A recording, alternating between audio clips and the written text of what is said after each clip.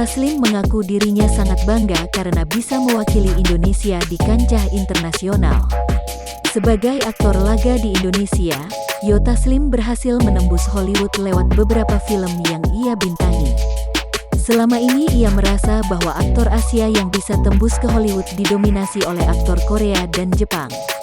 Ia happy pastinya, ibaratnya sebagai aktor Indonesia bisa mewakili Indonesia dan teman-teman aktor di sini, bahwa Indonesia itu bisa kita tunjukkan, tutur Joe Taslim saat ditemui di Metropole XXI, Jakarta Pusat, Jumat tanggal 23 April tahun 2021.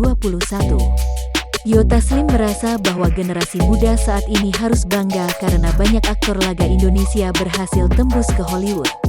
Aku rasa generasi Indonesia harus lebih bangga, karena kalau zaman aku dulu enggak ada aktor go internasional, ujar Joe Taslim.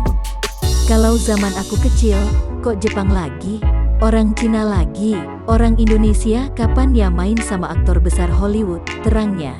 Dalam film Mortal Kombat, Joe Taslim berperan sebagai Sub-Zero. Ini menjadi kelima kalinya Joe Taslim terlibat dalam film Hollywood.